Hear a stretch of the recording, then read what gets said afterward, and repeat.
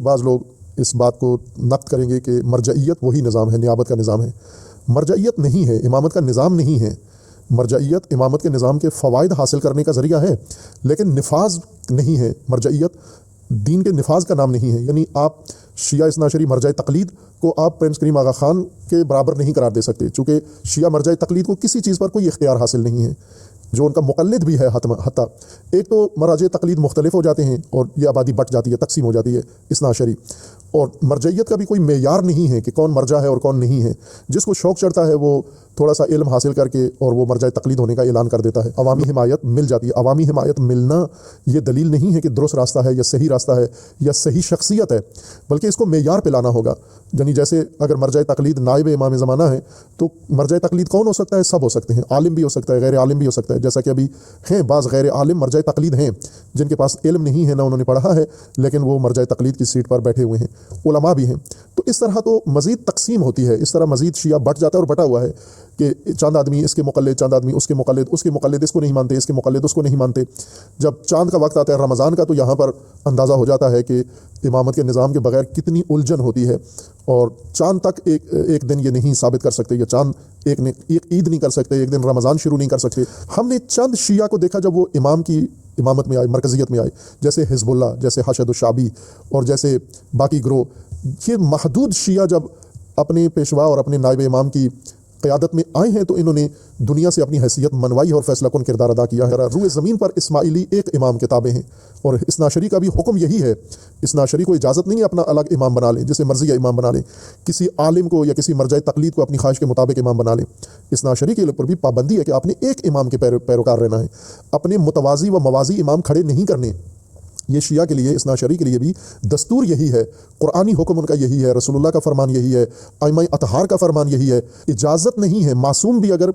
ایک دور میں ایک سے زیادہ معصوم ہوں، جیسے امام علی علیہ السلام کے زمانے میں امام حسن بھی تھے اور امام حسین بھی تھے، 3 معصوم ایک دور میں تھے، لیکن امام ایک تھا۔ یوں نہیں تھا کہ وہ کہیں کہ میں بھی معصوم ہوں لہٰذا مجھے بھی امامت کا منصب کا حق ہے تو میں اپنی امامت علیحدہ شروع کر دیتا ہوں، ایک خطے میں امام حسن کے پیروکار، ایک خطے میں امام حسین کے پیروکار ہو جائیں۔ اسی طرح بعد میں ائمہ جب آئے، کثیر اولاد تھی ان کی، لیکن امام فقط ایک تھا، اور نیابت کے زمانے میں بھی یہی قاعدہ ہے، یہی قانون ہے کہ امام ایک ہوگا آپ کا، اور اس امام کا ضابطہ بھی بتا دیا گیا ہے۔ یعنی نیابتی امامت ایک ہی ہوگی، جس طرح اصل امامت عصمتی امامت ایک ہے، نیابتی امامت بھی ایک ہی ہوگی۔ اور نیابتی امامت اور عصمتی امامت کے اختیارات، یعنی سماجی اختیارات، سیاسی اختیارات میں کوئی فرق نہیں ہے،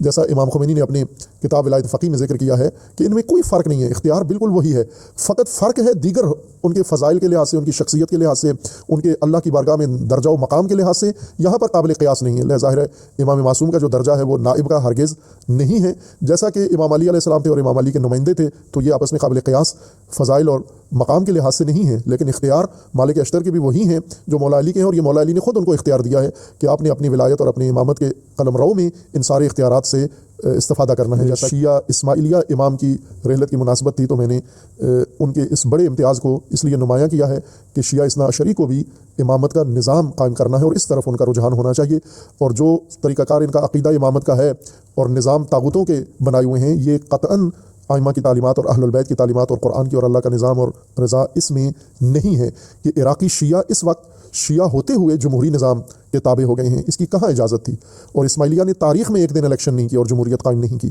یہ ایک بڑا امتیاز ہے ان کو، اسی وجہ سے انہوں نے اپنی مرکزیت محفوظ رکھی ہوئی ہے۔ اور اسی طرح جیسے عراق کے اندر جمہوریت ہے، عراق کے اندر